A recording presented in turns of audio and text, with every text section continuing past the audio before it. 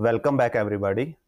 This is our 11th class in JEE Mains previous year questions for chapter Current Electricity. Before this in series, we have made 10 videos and all of those videos are available on our YouTube channel. Name of channel is Point Basics and there is dedicated playlist for these type of videos. We have also started similar series for NEET previous years, so you can go to our channel in playlist section, can find videos related to those also. And again, if you find these videos useful, helpful, then do press the like button, share them as much as possible, and subscribe to our channel. It will be a great help to us. Also, if you want to support us financially, then you can scan any of these QR codes in front of your screen and donate us with whatever amount you want. Any amount, whatever may be small, it will be highly appreciated. So with this, let's start today's video. And in previous video, we have completed up to question number 91, I think. So this we completed. This is also done. ये भी हो गया है. 91 is also done. And we will start with question number 92. So let's start. In a large building, there are 15 bulbs of 40 watts. 40 watt. So 15 bulb है 40 watt each. 5 bulb 100 watt.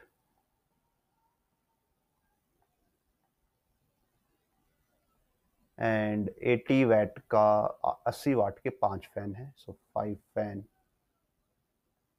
Into 80 vote.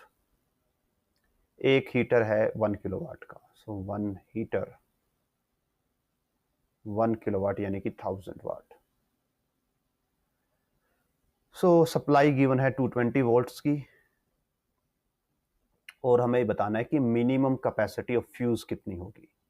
So first of all क्या करेंगे, total load निकालेंगे. सो 40 वाट के 15 bulb हैं यानी कि 600 वाट का load यहां से आ जाता है. 500 वाट का लोड यहां से आएगा. अगेन साथ में 400 वाट का यहां से आएगा और 1000 वाट का लोड यहां से आएगा. सो जो टोटल होगा दैट विल बी 1000 2000 250 2.5 किलोवाट और 2500 वाट का हमारे पास टोटल लोड होगा. और पोटेंशियल गिवन है 220 वोल्ट का और ये हमारा लोड है, मींस पावर रिक्वायरमेंट है. सो पावर होता है वी आई के इक्वल. पावर है 2500, पोटेंशियल 220 है और इनटू आई है. सो आई की वैल्यू आ जाएगी 2500 डिवाइडेड बाय 220 और यहाँ से हम इजीली देख सकते हैं ये मोर देन 10 आएगा. एंड मोर देन 10 तो 8 और 10 तो यहीं पे कैंसिल हो जाते हैं. तो 12 एंड 14 हमारे पास ऑप्शन बचता है. तो इसको हम कट करते हैं. 1 2 5 2 से कट करके तो यहाँ पे आएगा 11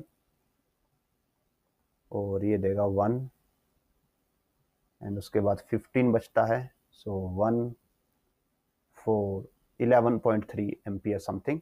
सो हमें जो कैपेसिटी चाहिए होगी ऑन एवरेज, अगर हम थोड़ा सा हाइट ज़्यादा लेके चलते हैं हमेशा स्लाइटली, तो 12 एम्पियर की हमें कैपेसिटी यहाँ पे चाहिए होगी मेंस के फ्यूज की. आगे बढ़ते हैं नेक्स्ट क्वेश्चन की तरफ और इसको थोड़ा सा हम थिन कर देते हैं. 4 bulb B1, B2, B3, B4, each of 100 watt are connected to 220 main supply as shown in the figure. The reading of ideal voltmeter, ideal emitter will be. तो हमें ये बताना है कि यहाँ पे जो ये एमीटर है, इस एमीटर की हमारे पास रीडिंग कितनी होगी. तो अगर इस एमीटर के लिए हम ध्यान से देखें तो सपोज कीजिए यहाँ से आई करंट फ्लो करता है और बल्ब B1 के थ्रू I1 करंट जाता है, B2 के थ्रू I2 जाता है, B3 के थ्रू I3 जाता है और B4 से I4 जाता है. सो जो ये एमीटर है, जो ये करंट को ऐसे इस वाले करंट को मेजर करेगा, तो ये किसको करेगा, ये I2 को करेगा, I3 को कर रहा होगा और साथ में I4 को भी ये मेजर कर रहा होगा. सो हमें I2, I3 और I4 की वैल्यू निकालनी है, तीनों का सम करना है और हमें एमीटर की वैल्यू मिल जाएगी। नाउ जो सभी बल्ब्स हैं वो 100 वाट के हैं और ये मान के चलते हैं कि इनको 220 वोल्ट्स पे रेट किया गया है। सो पावर का रिलेशन होता है P is equal to V square by R, और यहाँ से हम आर की वैल्यू बता सकते हैं V square by P. Potential 220 है एंड हमारे पास जो पावर है वो 100 वॉट्स है। कट करके हमें मिलेगा 22 इंटू 22 484 ओम्स, जो हमारा रेजिस्टेंस हो जाएगा।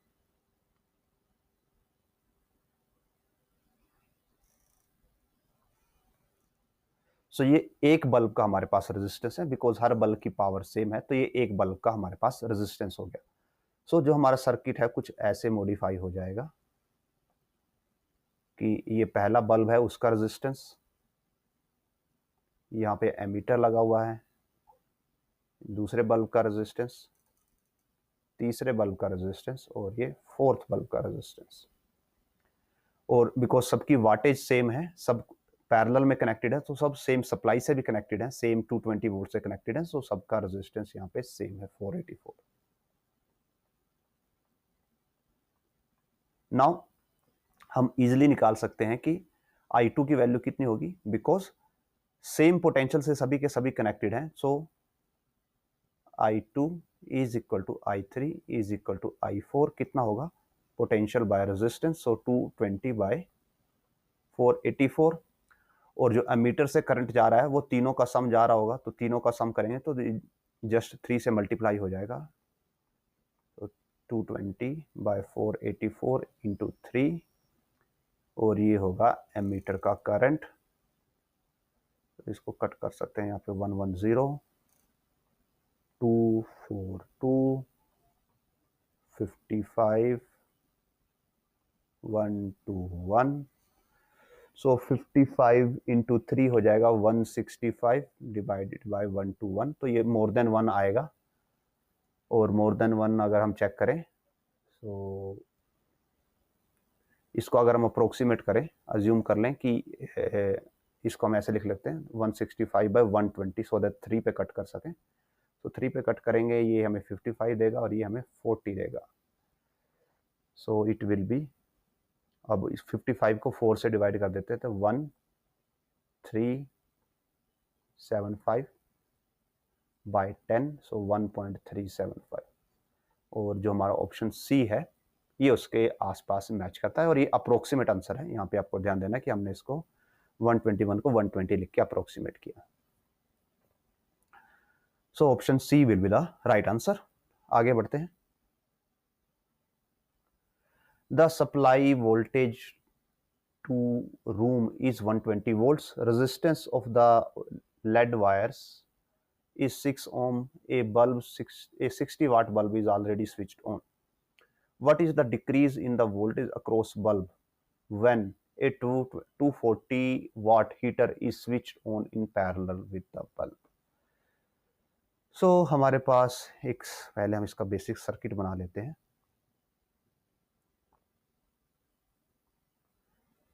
तो 120 वोल्ट की सप्लाई है, उसके बाद जो वायर्स हैं, वायर्स का रेजिस्टेंस है 6 ओम।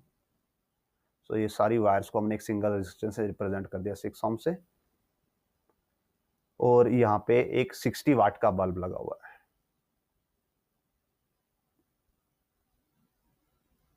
ये हमारा 60 वाट का बल्ब है। अब क्या होता है, ये बताना है कि बल्ब के अक्रॉस वोल्टेज कितनी हो जाएगी अगर इसके पैरेलल में आप 240 वाट का हीटर लगा देते हो। तो सबसे पहले हमें क्या करना है, हमें जो बल्ब है उसका रेजिस्टेंस फाइंड आउट करना होगा।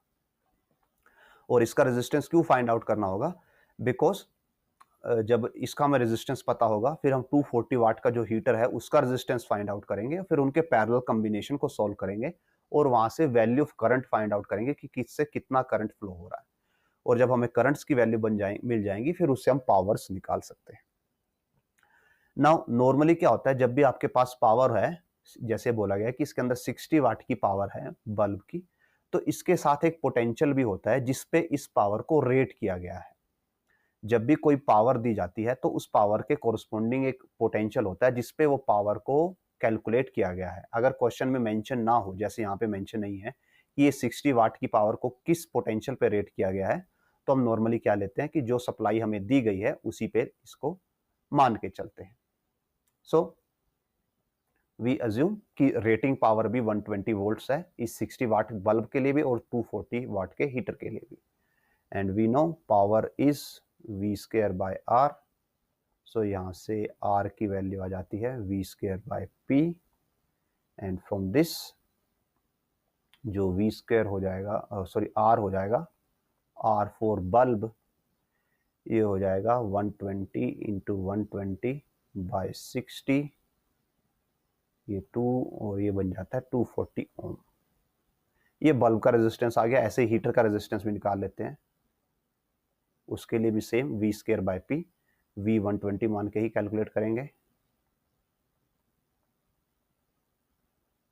और पावर 240 है, तो ये 2 पे जाएगा और ये 60 पे चला जाएगा,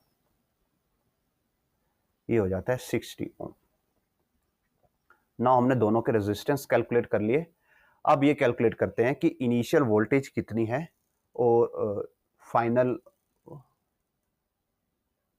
ओके यस, तो बल्ब के अक्रॉस इनिशियल वोल्टेज कितनी थी और बल्ब के अक्रॉस फाइनल वोल्टेज कितनी होगी जब हम यहाँ पे 240 वोल्ट का हीटर लगा देंगे। सो बल्ब के अक्रॉस अगर इनिशियल वोल्टेज मापने लगे तो हमें ये वोल्टेज को मेजर करना होगा। हमें इन शॉर्ट ये ए और बी पॉइंट्स की पोटेंशियल निकालना होगा। तो इसके लिए क्या करना होगा, इस सर्किट का जो करंट है पहले हम करंट निकालेंगे और उसको इस बल्ब के रेजिस्टेंस से मल्टीप्लाई कर देंगे, तब हमें वी ए बी मिल जाएगा। सो पहले हम कौन सा केस कर रहे हैं, case 1 without heater. So without heater circuit का करंट कितना हो जाएगा, करंट हो जाएगा potential that is 120 by total resistance. 60 वाट के बल्ब का रेजिस्टेंस है 240 प्लस 6 ओम वायर्स का रेजिस्टेंस है, तो ये हो गया सर्किट का करंट।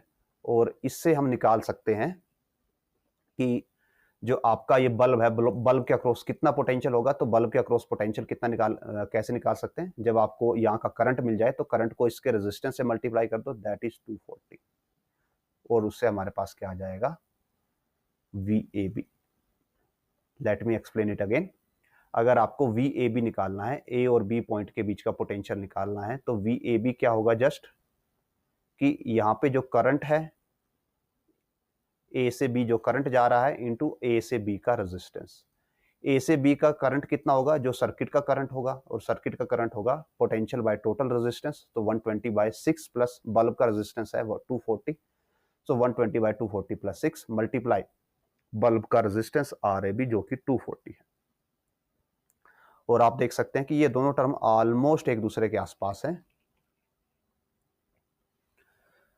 तो जो यहाँ पे पोटेंशियल की वैल्यू आएगी वो भी ऑलमोस्ट 120 के आसपास आएगी, और जब एक्चुअल कैलकुलेशन करेंगे तो वैल्यू आएगी 117.73 volt. Now case 2 with heater.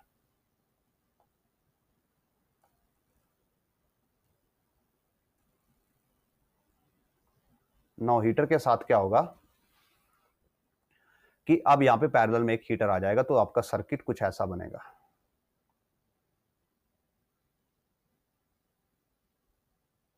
ये हमारा पोटेंशियल है, 120 वोल्ट का पोटेंशियल सोर्स है, 6 ओम हमारा ये वायर्स का रेजिस्टेंस है, यहाँ पे बल्ब लगा हुआ है जो कि 60 वाट एंड 240 ओम का है, और उसके पैरेलल में हमने एक हीटर लगा दिया। हीटर एक रेजिस्टेंस ही होता है, ये हमने हीटर लगा दिया, और ये हीटर कितने का है, that is 120 watt, 240 watt, heater 240 watt का है और उसका रेजिस्टेंस 60 ओम है। और अब हमें बल्ब के अक्रॉस पोटेंशियल निकालना है, तो बल्ब के अक्रॉस पोटेंशियल अगेन इसको ए बोल देते हैं और इसको बी बोल देते हैं, और ये सब इधर ज्वाइन है। सो अब क्या होगा, यहाँ पे 240 ओम और 60 ओम के दो जो रेजिस्टेंस है, एक बल्ब का और एक हीटर का, ये दोनों एक दूसरे के साथ पैरेलल में है। सो हमें पहले इसके पैरेलल कॉम्बिनेशन को सॉल्व करना होगा, और जब इनके हम पैरेलल कॉम्बिनेशन को सॉल्व करेंगे तो ये पैरेलली हमें देंगे 1/240 प्लस 1/60, एलसीएम आएगा 240, 1 + 4, सो 5/240, और ये हो जाता है 1/48। सो इनका पैरेलल रेजिस्टेंस हमें देगा 48 ओम। सो सर्किट बन जाएगा, ये 6 ओम का वायर का रेजिस्टेंस और दोनों का पैरेलल कॉम्बिनेशन 48 ओम, और ये हमारे पास ए और बी पॉइंट हो जाते हैं, और ये 120 वोल्ट की बैटरी है। सो अब फिर वी ए बी निकालेंगे। सो इस केस में इसको डैश से रिप्रेजेंट करते हैं, तो पोटेंशियल 120, टोटल रेजिस्टेंस 6 + 48 54, इंटू इसका क्रॉस निकालना है तो मल्टीप्लाई 48। नाउ जब इसको सॉल्व करेंगे so this will give us 106.7 volt. Now अब दोनों का डिफरेंस हम कैलकुलेट कर सकते हैं कि दोनों पोटेंशियल्स के बीच का डिफरेंस कितना होगा। So V A B minus V dash A B, 117.73 minus 106.7, so it will be around approximately 11 volts। और अब अगर हम कंपेयर करें ऊपर जाके ऑप्शंस के साथ, सो यहाँ पे जो हमारा बेस्ट यहाँ पे मैच होता है दैट इज ऑप्शन डी। जो हमारा बेस्ट मैच होगा यहाँ पे ऑप्शन डी मैच होगा। आगे बढ़ते हैं नेक्स्ट क्वेश्चन की तरफ। Which of the four resistance P, Q, R, S generate the greatest amount of heat when current flow from A to B? So A से B में जब करंट फ्लो होगा तब तो कौन से सबसे ज्यादा हीट जनरेट होगी, तो हमें ये बताना है यहाँ पे। सो सपोज कीजिए कि A से B में जो करंट फ्लो होता है वो I फ्लो होता है, यहाँ से I करंट फ्लो होता है, तो यहाँ पे स्प्लिट होके ये पी क्यू आर्म है, तो यहाँ पे आई पी क्यू जाएगा और यहाँ पे आर एस जाता है, आई आर एस जाता है। अभी हम क्या करते हैं इसको, बिकॉज ये दोनों यहाँ पे सीरीज में अलग अलग हैं, तो इनको पहले सीरीज में कंबाइंड फॉर्म में रिप्रेजेंट करते हैं so that I P Q और आई आर एस की वैल्यू निकाल सके हम। So it will be something like this, 2 + 4 यहाँ पे 6 ओम हो जाएगा टोटल, और ये 3 ओम हो जाएगा। ये ए है, ये बी है, और यहाँ से आई जा रहा है, ये पी क्यू आर्म है, और इसको बोल सकते हैं हम R S arm. So I P Q कितना होगा, I P Q will be total current I, total current mention नहीं है इसलिए हमने आई एज्यूम कर लिया, multiply by resistance of opposite arm, 2 की 3 हो जाएगा, डिवाइडेड बाय सम 6 + 3 9, सो ये होगा I/3। Similarly I R S will be total current I multiply resistance of second arm, opposite arm जो यहाँ पे 6 होगा, बाय 9, और ये हो जाएगा 2I/3। अब P से भी सेम करंट पास होगा और Q से भी सेम करंट पास होगा जो कि IPQ के बराबर होगा, और R और S से भी सेम करंट पास होगा बिकॉज दोनों सीरीज में है। सो अब हमारे पास करंट की वैल्यू अवेलेबल है, तो हमें पता है कि जो पावर होती है या अमाउंट ऑफ हीट, हम बोल सकते हैं सॉरी हीट क्या होगी, पावर इनटू टाइम, ये हमारे पास हीट हो जाएगी। सो जिसकी ज़्यादा पावर होगी उसकी हीट भी ज़्यादा होगी, एंड वी नो पावर किसके इक्वल होती है, I² इंटू टी। सो अब हम ये सभी के लिए कैलकुलेट करेंगे। So heat for resistance P, P के लिए रेजिस्टेंस सॉरी हीट होगी, P के लिए करंट है I/3, so I²/9 into T by जो रेजिस्टेंस है that is 2 ohm. So P के लिए हो जाती है हीट की value I square T by 18। Heat for Q will be, current की वैल्यू सेम रहेगी P और Q के बीच में, टाइम सबके लिए सेम ही लेंगे हम, और यहाँ पे रेजिस्टेंस हो जाता है 4, so it could be I square T by 36। Now heat निकालते हैं R के लिए। सो R के लिए करंट की वैल्यू IRS के बराबर होगी, जो कि 2I बाय 3 है, यानी कि इसका स्क्वायर करेंगे so 4I square by 9 into T divided by resistance that is 1, so ये हो जाता है 4I square T divided by 9। And last हमारा जो है heat for S, current same ही रहेगा, 4I square by 9 into T by 2, so ये हो जाता है 4I स्क्वायर T बाय 80। अब हम इनको डायरेक्टली कंपेयर नहीं कर सकते बिकॉज सबके डिनोमिनेटर अलग अलग हैं, सो सबको कॉमन डिनोमिनेटर पे लेके आते हैं। 36 मैक्सिमम है, तो सबका डिनोमिनेटर को 36 बनाते हैं, तो इसके लिए 2 से मल्टीप्लाई करते हैं। सो ये हो जाएगा हमारे पास 2I स्क्वायर T बाय 36, ये 36 में ही है, इसको 36 बनाने के लिए 4 से मल्टीप्लाई करना होगा, सो 4I स्क्वायर T बाय 36, और इसको 36 बनाने के लिए 2 से मल्टीप्लाई करना होगा, सो 8I स्क्वायर T बाय 36। सो अब हम देख सकते हैं कि जो H ऑफ R है उसकी वैल्यू सबसे ज़्यादा है। सो जो हीट होगी R रेजिस्टेंस की, या R रेजिस्टेंस सबसे ज़्यादा हीट यहाँ पे प्रोड्यूस करेगा। आगे बढ़ते हैं। Okay, so in this question, oh sorry, हमें प्रीवियस क्वेश्चन पे वापस जाना पड़ेगा। We made a silly mistake, power में हमने I स्क्वायर बाय R लिख दिया, जो कि actually I square into R होता है। सो हमें क्वेश्चन को दोबारा करना पड़ेगा। लेट इसको भी ले लेते हैं, और we have to do it again, delete and delete this also. So power should be I square R into T, ना कि I square by R T, जो कि हमने मिस्टेक कर दी। सो दोबारा से स्टार्ट करते हैं, सबके लिए कैलकुलेशन दोबारा से करनी होगी। हीट ऑफ P हो जाएगी, P का करंट है हमारे पास, ये हो जाएगा I square into by 9, I by 3 का स्क्वायर, इंटू रेजिस्टेंस है इसका 2, इंटू टाइम है हमारे पास T, so it will be 2I square by 9। ऐसे ही Q का सेम रहेगा, I स्क्वायर बाय 9 करंट, तो रेजिस्टेंस 4 है इंटू T है, सो ये हो गया 4I स्क्वायर बाय 9।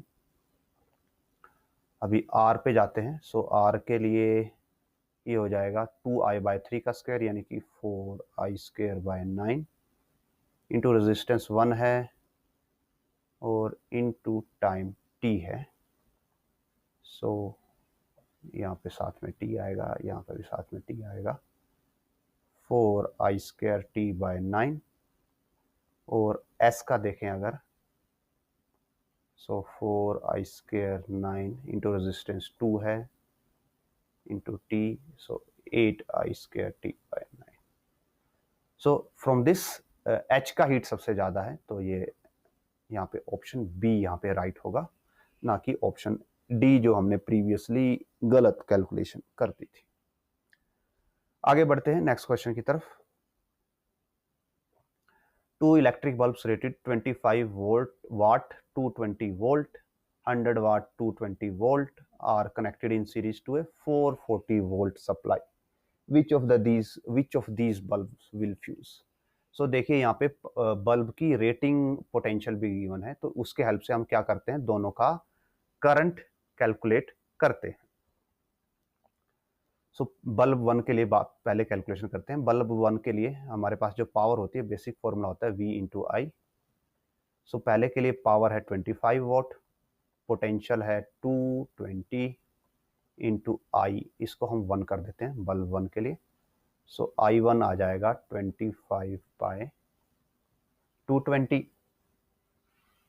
और यहाँ पे जब इसको सॉल्व करेंगे so value will be resistance की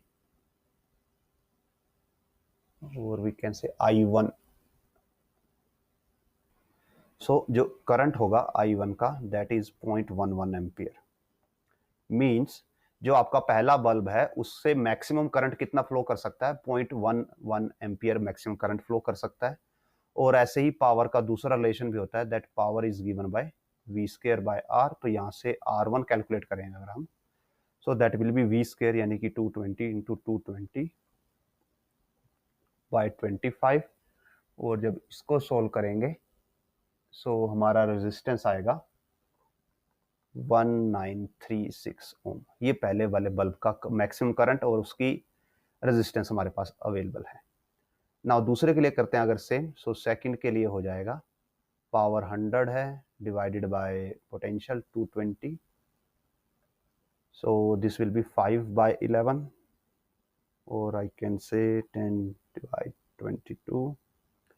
सो सेकंड बल्ब के लिए मैक्सिमम करंट हो सकता है 0.45 एम्पियर एंड सेकंड बल्ब का रेजिस्टेंस हो जाएगा 220 × 220 डिवाइडेड बाय 100, ये कट करके देगा 484 ओम। सो दोनों बल्ब के हमारे पास बेसिक डिटेल्स आ गए। अब दोनों को सीरीज में कनेक्ट कर दिया जाता है, तो अगर दोनों को सीरीज में कनेक्ट कर दिया जाता है तो दोनों रेजिस्टेंस भी सीरीज में हो जाएंगे और टोटल रेजिस्टेंस हो जाएगा सर्किट का दैट विल बी 1936 प्लस 484 और ये ऐड होके देगा हमें 2420 ओम। और अब हमने इसको किससे कनेक्ट कर दिया है, 440 वोल्ट से कनेक्ट कर दिया है। सो जो नया करंट होगा सर्किट का that will B new potential by resistance 2420, so 44 divide 242 और ये करंट की वैल्यू आ जाती है हमारे पास 0.18 एम्पियर।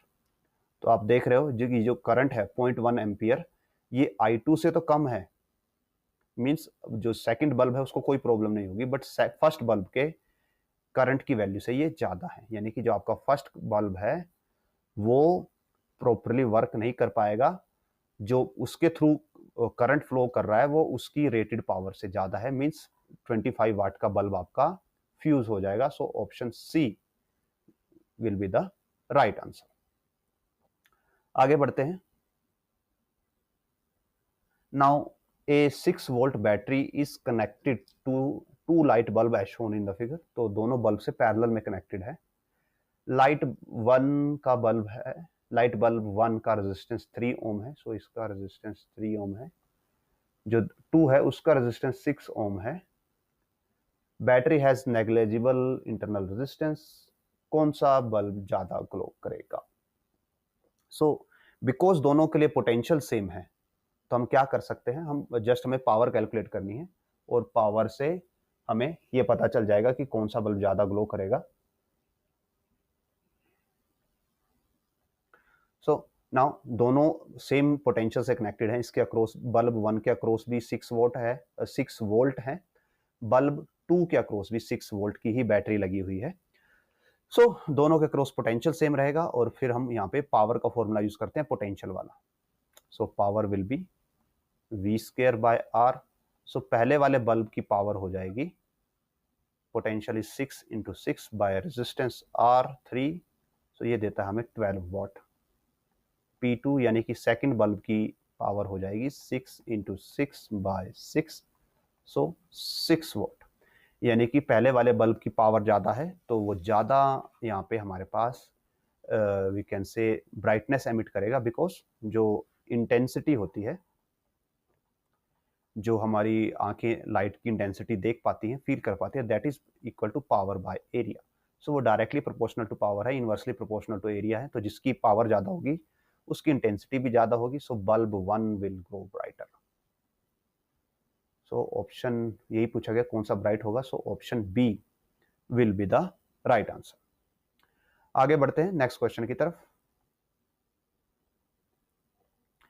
3 रेजिस्टेंस हैं 6, 4, 6 and 12 ohm connected in parallel and combination connected to a 1.5 volt battery. Internal resistance 1 ohm है. The rate of joule heating in the 4 ohm resistance. So ये 4 ohm हो गया, 6 and 12, 4, 6 and 12. ये बैटरी से connected हैं जो कि 1.5 की है और इंटरनल रेजिस्टेंस 1 ओम है. सो रेट ऑफ हीटिंग हमें बताना है, इन शॉर्ट हमें पावर बतानी है. और बिकॉज सीरीज में है तो हम क्या करते हैं, इनके थ्रू करंट्स निकालेंगे, करंट सबके थ्रू सेम होगा और उसको रेजिस्टेंस से मल्टीप्लाई कर देंगे तो हमारे पास पावर आ जाएगी. सो करंट हो जाएगा सिस्टम का 1.5 पोटेंशियल है बाय 12 प्लस 6 18 प्लस 4 22 प्लस 1 23. सो ये हमारे पास करंट है और पावर आ जाएगी 4 ओम वाले रेजिस्टेंस की, that will be I square by R, I square into R, sorry.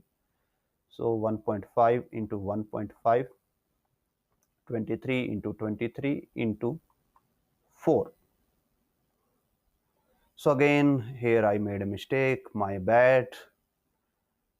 हमने ये ध्यान नहीं दिया दैट ये पैरेलल में कनेक्टेड है, हमने सिस्टम को सीरीज में सॉल्व कर दिया. सो क्लीन करते हैं, दोबारा से करते हैं.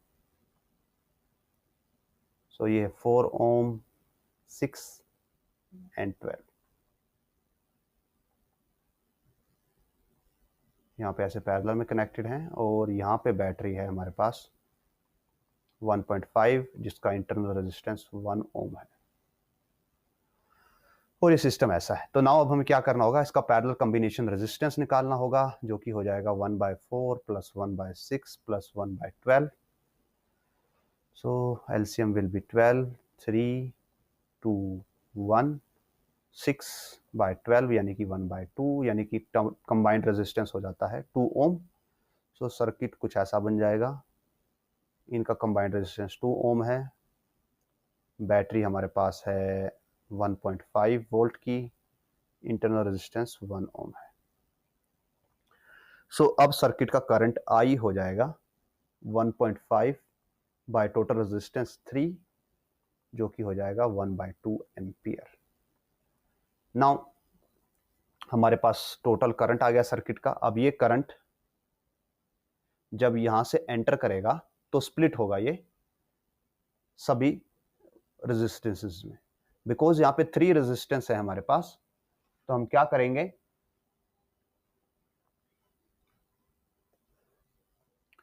सो इसमें करंट निकालने के लिए हम क्या करते हैं, बिकॉज ये यहाँ पे 2 ओम का इन सब का कंबाइंड रेजिस्टेंस 2 ओम है और यहाँ पे करंट हाफ एम्पियर का फ्लो हो रहा है, तो इस 2 ओम रेजिस्टेंस के अक्रॉस कितनी पोटेंशियल डेवलप होगा, potential across 2 ohm resistance will be I half है जो कि, और इनटू जो रेजिस्टेंस है दैट इज 2, सो ये आ जाएगा 1 वोल्ट.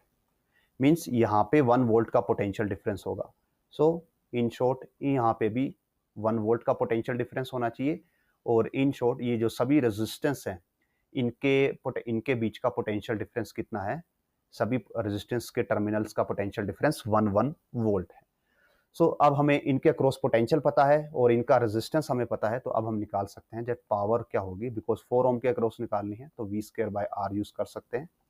अक्रॉस पोटेंशियल हमें पता है 1 है, सो 1 का स्क्वायर 1 ही होता है, divided by 4 that is 0.25.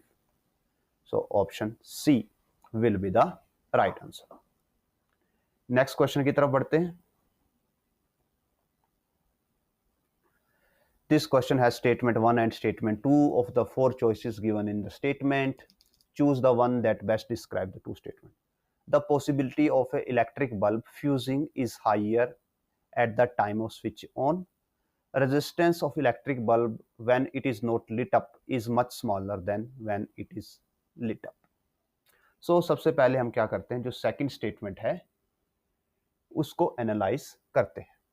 Now अगर आपके पास कोई रेजिस्टर है और उसका टेम्परेचर के साथ रेजिस्टेंस वेरी करता है तो उसके लिए फॉर्मूला होता है that R is equal to R naught 1 plus alpha into delta theta, जहां पे डेल्टा थीटा क्या है, चेंज इन टेम्परेचर होता है.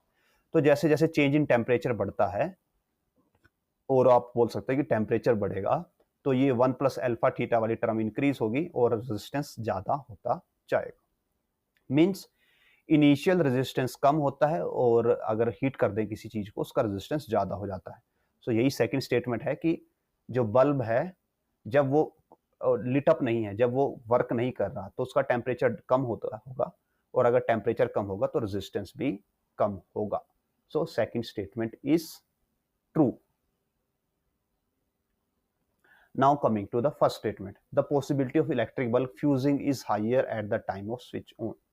Now कोई भी बल्ब है, उसका फ्यूज होना किस पे डिपेंड करता है कि उसके थ्रू कितना करंट फ्लो करता है, उसके थ्रू करंट कितना है, और करंट क्या होता है?